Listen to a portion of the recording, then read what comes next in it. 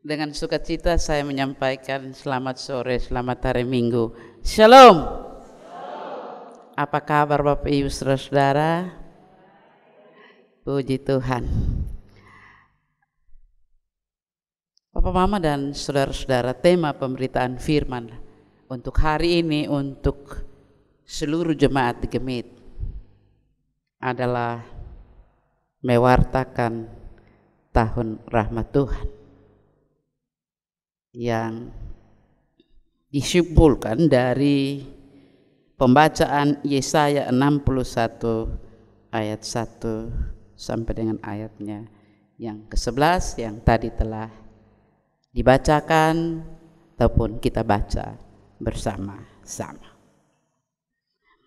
Bapak Mama, Bapak Saudara semua yang terkasih dalam Kristus Yesus, berbicara tentang tahun rahmat Tuhan. Sesungguhnya kita berbicara tentang kehadiran kabar baik. Kehadiran kabar penyelamatan dari Allah bagi umatnya,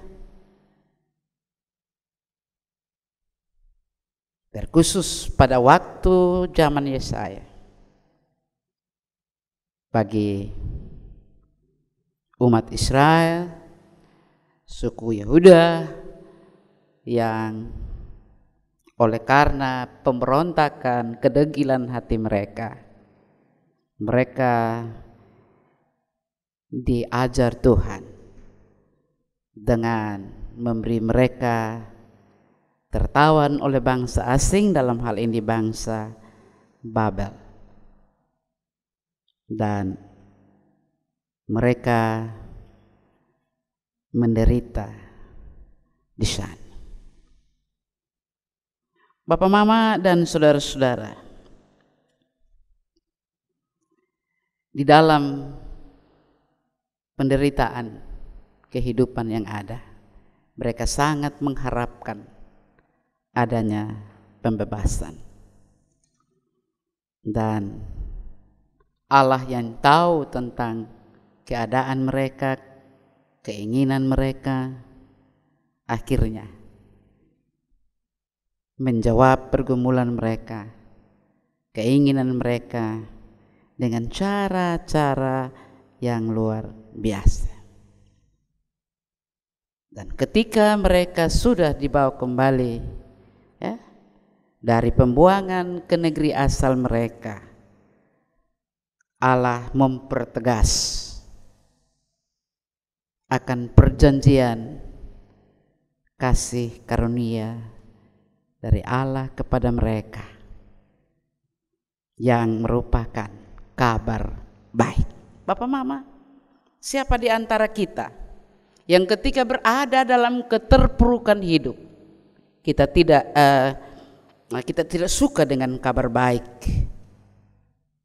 yang disampaikan kepada kita sehubungan dengan keterpurukan hidup yang kita hadapi, bahwa ada orang yang siap, bukan dengan main-main tetapi dengan sungguh-sungguh untuk menolong kita keluar dari keterpurukan hidup yang ada.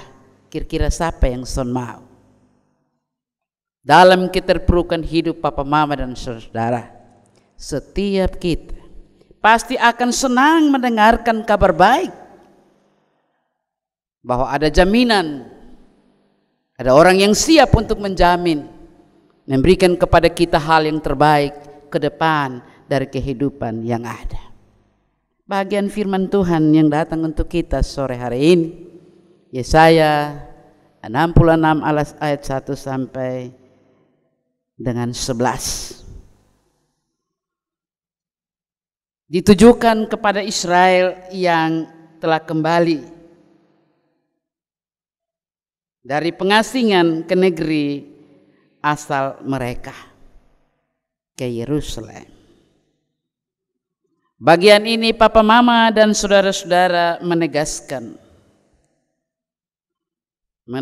kembali tentang Allah yang berinisiatif melakukan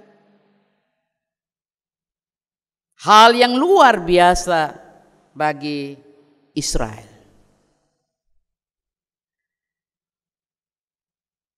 Dengan melakukan pendekatan, yaitu menyatakan anugerahnya melalui kehadiran dan pelayanan hambanya. Bagian teks bacaan ini merupakan bagian dari berita yang ditujukan kepada Sion, di mana umat Israel telah kembali dari pembuangan di Babel dan kini berada kembali di tanah air mereka sendiri. Berada di tanah air mereka sendiri artinya ada suasana hidup yang penuh optimis, suasana hidup yang penuh pengharapan, suasana hidup yang penuh dengan impian akan masa depan yang lebih baik. Dan itu yang mereka harapkan.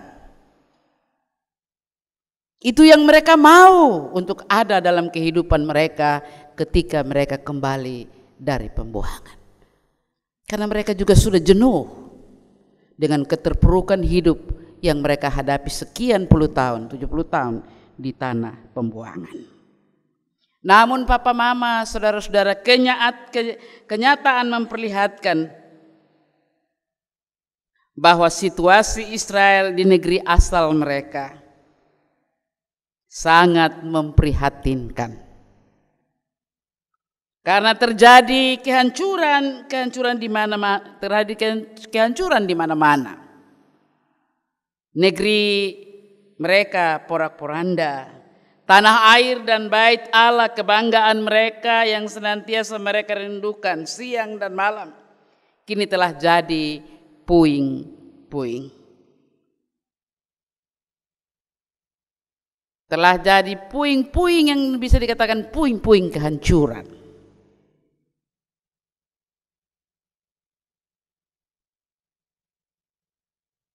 Tentu ini adalah kenyataan yang memprihatinkan dan menyedihkan bagi banyak umat Israel. Banyak umat yang putus asa dan frustrasi menerima akan kenyataan hidup setelah kembali dari pembuangan. Karena apa? Karena antara harapan dan kenyataan sangat-sangatlah kontras. Ibarat maksud hati memeluk gunung, apa daya tangan son sampai. Demikian pepatah yang tepat untuk mengabarkan keadaan umat Israel sebagai suatu bangsa. Dalam situasi yang demikian, papa mama dan saudara-saudara, Tuhan yang Maha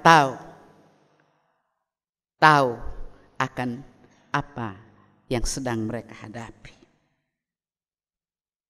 Tuhan tahu apa yang sedang mereka butuhkan. Dengan demikian Tuhan datang dengan caranya yang luar biasa, berbicara melalui Nabi Yesaya. Nabi Yesaya diurapi oleh Tuhan. Roh Tuhan ada padanya dan ia diutus untuk memberitakan kabar baik kepada umat Israel yang terpuruk saat itu. Kita bisa lihat itu dalam ayat 1 sampai 3 dari bahagian pembacaan kita sore hari ini. Kabar baik yang dikumandangkan oleh hamba Tuhan yang ditujukan bagi umat Israel bukan hanya terkait pembebasan dari belenggu pembuangan, tetapi juga memulihkan keadaan Israel sebagai suatu bangsa. Yesaya menggambarkan papa mama dan saudara-saudara bahwa orang-orang Israel yang terpuruk akan dibangkitkan menuju suatu keagungan yang baru di dalam Tuhan. Dan itulah kabar baik tahun rahmat Tuhan, yakni masa di mana ada kabar baik kepada umatnya sebagai orang-orang sengsara. Masa di mana Tuhan merawat orang-orang yang remuk hatinya. Masa di mana ada pembebasan bagi umatnya yang menderita, ditawan, bahkan juga dipenjara. Tahun rahmat Tuhan adalah masa di mana Tuhan melakukan tindakan-tindakan yang baik, adil, dan sejahtera di tengah-tengah kehancuran. Yang tidak memberikan kehancuran, yang tidak memberikan harapan apa-apa. Masa di mana Tuhan membela dan memihak terutama kepada mereka yang sengsara, yang remuk hati, yang tertindas, yang lemah dan miskin. Melalui Yesaya, Allah sekali lagi menegaskan kepada Israel bahwa Ia mengikatkan dirinya kepada mereka dalam perjanjian yang kekal. Ayat yang ke-8 dari firman kita saat ini menyatakan itu. Artinya Papa Mama dan saudara-saudara, Allah itu setia. Setia pada janji-janjinya untuk menjadi penyelamat bagi Israel selaku umat pilihannya. Dan janji itu akan terlaksana. Allah tidak pernah ingkar janji. Karena itu musuh yang menindas Israel selaku umatnya akan berbalik menjadi agen Allah untuk memberkati Israel. Semua yang pernah dirampas dari Israel akan dikembalikan musuh mereka berlipat ganda. Semua bangsa akan mengakui Israel sebagai yang diberkati Tuhan. Kalau kita baca dari ayat 5 sampai ayat ke-9, ada kesan atau ada penegasan akan hal ini. Bahkan dengan pemulihan yang dilakukan oleh Tuhan, Israel akan membangun negeri dan akan menemukan fungsi mereka sebagai umat Allah yang sudah dilupakan.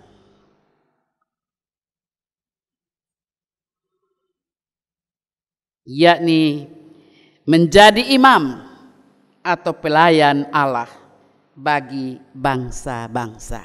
Ayat 4 sampai ayat 6 kita bisa lihat di situ. Melalui mereka atau melalui Israel, bangsa-bangsa akan mengenal dan menyembah Allah Israel. Dan itu adalah kabar sukacita dalam hidup Israel. Sukacita Israel menyambut kabar baik pemulihan Allah itu digambarkan dalam firman ini seperti pengantin dan kebun anggur. Ayat 3, 10 dan 11. Pengantin akan menukar pakaian kabung dalam suasana sunyi duka cita dengan pakaian pesta dan perhiasannya serta semarak suasana pesta. Nyanyian duka cita akan diganti dengan kidung pujian bagi keagungan Allah. Israel dipulihkan seperti pengantin dan kebun yang kembali dipenuhi oleh tanaman yang subur. Bahkan karya pemulihan itu Papa Mama dan saudara-saudara membuat hamba Tuhan yang telah menyampaikan kabar baik itu pun ikut bergembira. Kabar baik tentang pemulihan Israel itu telah digenapi dalam diri Yesus Kristus. Kehadiran Yesus di dunia ini menjadi saat penuh anugerah dari Allah atau rahmat Tuhan bagi manusia, bagi saya, bagi saudara, bagi kita semua. Yesus memulai pelayanannya. Jika kita memperhatikan dalam perjanjian baru, Ia mengutip ayat ini. Kita bisa lihat dalam Lukas pasal 4 ayat 18 sampai 19 saat ia mengajar di bait Allah. Ia mengutip kitab Yesaya untuk menunjukkan dirinya bahwa ia ditunjuk dan diutus Allah, yang padanya berdiam roh Allah. Allah mengurapi Yesus menjadi raja dan hambanya untuk melaksanakan dan menyelenggarakan penyelamatan atas ciptaannya. Lukas 3 ayat 22, Yesaya 42 ayat 1. Di sana kita bisa lihat tentang penyelenggaraan, janji penyelenggaraan penyelamatan Allah atas ciptaannya. Misi yang dipikul Yesus, Papa Mama dan saudara-saudara sebagai Mesias adalah memulihkan kerusakan-kerusakan yang dialami manusia sebagai akibat dari dosa. Dosa bersifat memiskinkan, maka Mesias membawa kabar baik bagi si miskin. Dosa membelenggu dan memperbudak orang sebagai tawanan, dan Mesias datang untuk membebaskan mereka. Dosa membutakan orang sehingga Mesias datang untuk menyembuhkan kebutaan itu. Dosa menindas korbannya, dan Mesias datang untuk membebaskan orang yang berada di bawah penindasan itu. Kehadiran Yesus ke dalam dunia ciptaan Allah menjadi kabar baik, berita sukacita bagi semua orang, terutama orang-orang yang terpuruk akibat dosa, sehingga miskin menjadi orang-orang tawanan, orang-orang tertindas. Keselamatan yang dikerjakan itu bukan hanya berlaku atas dosa manusia, tetapi juga berdampak pada seluruh aspek pergumulan manusia. Bukan hanya terkait atas pembebasan dosa yang akan membinasakan manusia, tetapi terkait seluruh aspek kehidupan sosial yang ada. Allah di dalam dan melalui Yesus Kristus mengerjakan pemulihan ke atas keutuhan hidup daripada manusia yang telah dihancurkan oleh dosa.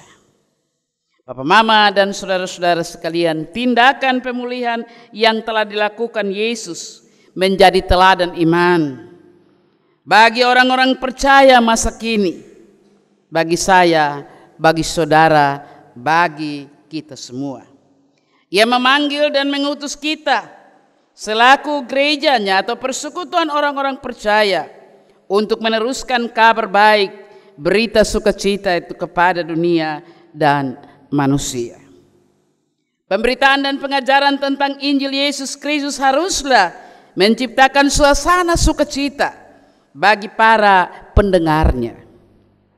Pemberitaan Injil sukacita atau kabar baik itu pun harus nampak dalam berbagai bentuk pelayanan kasih kepada orang-orang sengsara,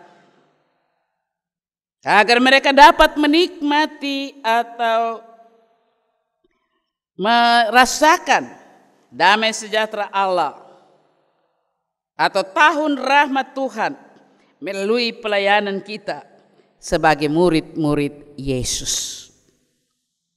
Tuhan menghendaki kita melakukan hal-hal yang baik, adil, dan sejahtera bagi sesama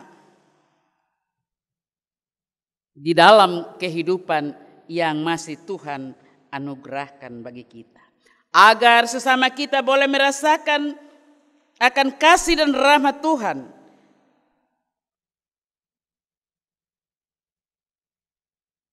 dan kehidupan mereka juga bisa bersukacita. Di minggu Epifania ini atau minggu penyataan diri Yesus, kita dinasihati bahwa berbagai bencana yang menghancurkan hidup kita tidak boleh membuat kita terus berputus asa dan frustrasi. Situasi pandemi COVID-19 yang sampai saat ini belum juga berakhir. Katanya sudah ada lagi varian ketiga, Omikron, apakah? Dan badai siklus roja memang betul-betul meluluh lantahkan berbagai sendi kehidupan kita. Ekonomi hancur, kemiskinan makin nyata, kebutuhan hidup makin sulit. Banyak dari kita yang kecewa, putus asa, bahkan frustrasi karena kehilangan orang-orang terkasih melalui bencana-bencana kehidupan yang datang ini. Namun dengan Roh Kudus daripada Kristus, kita harus bangkit melakukan tindakan-tindakan pemulihan atas kehidupan ini dengan segala keadaannya yang terpuruk.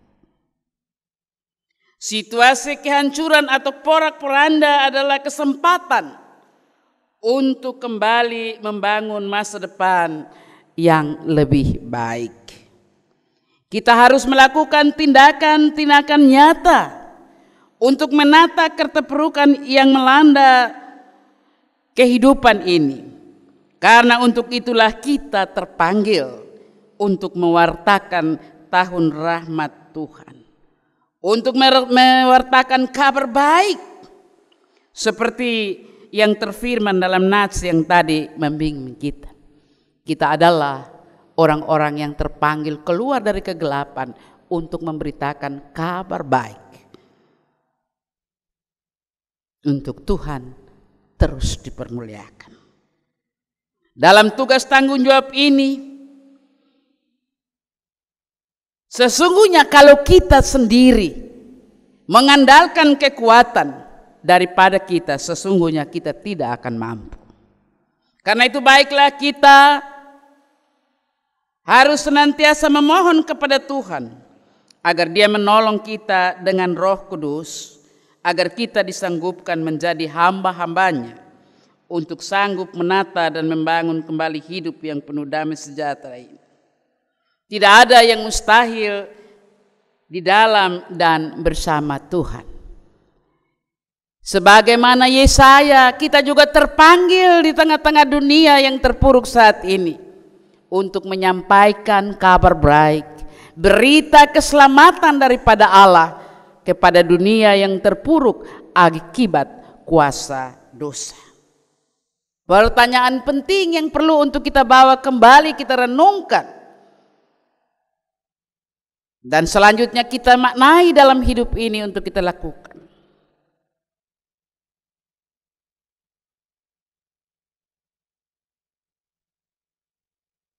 Sudahkah kita menjadi alat-alat di dalam tangan Tuhan untuk memberitakan tahun rahmat Tuhan atau kabar baik di tengah-tengah kehidupan yang Tuhan anugerahkan bagi kita sebagai orang tua, sebagai anak-anak, sebagai pemuda, sebagai mahasiswa, sebagai siapapun kita?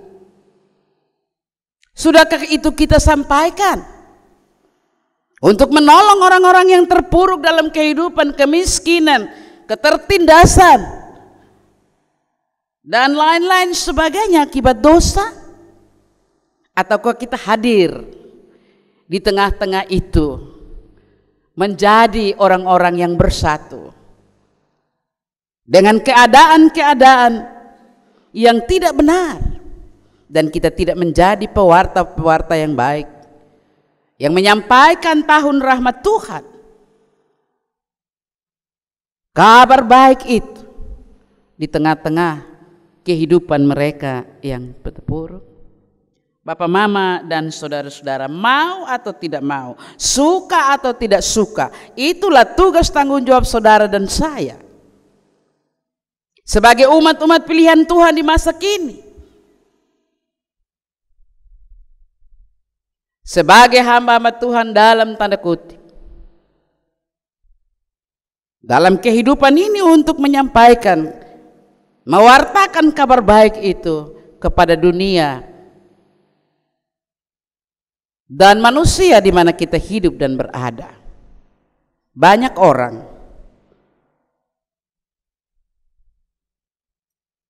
saat ini sedang tidur.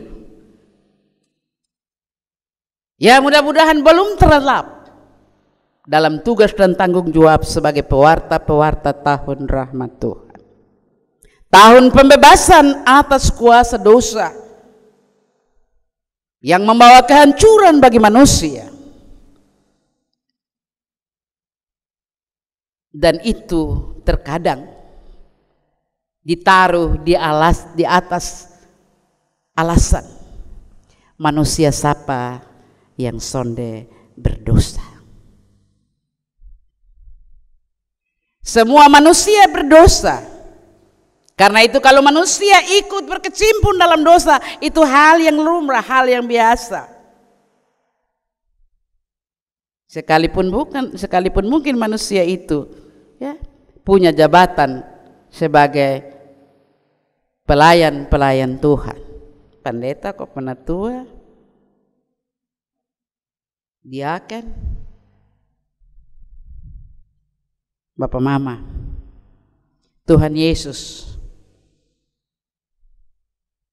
adalah pengenapan yang nyata dari kabar sukacita itu. Ia sudah hadir.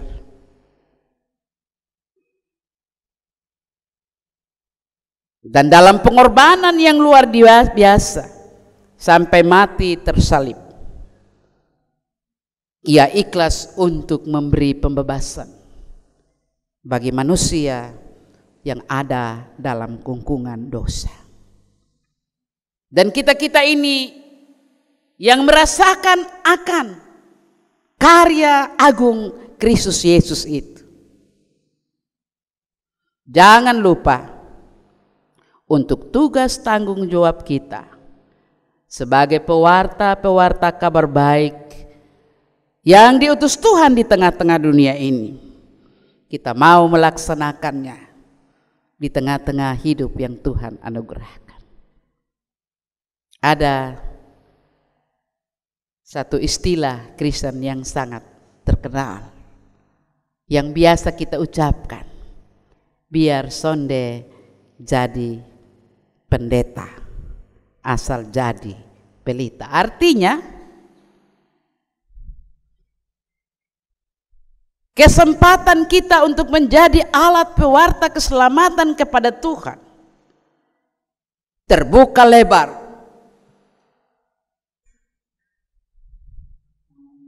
Di setiap sisi kehidupan yang Tuhan anugerahkan bagi kita.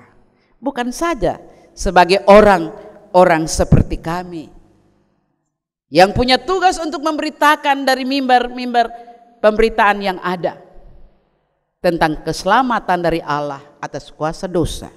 Tetapi dimanapun kita hidup dan berada, di mana ada kesempatan bagi kita, marilah kita lakukan tugas kita.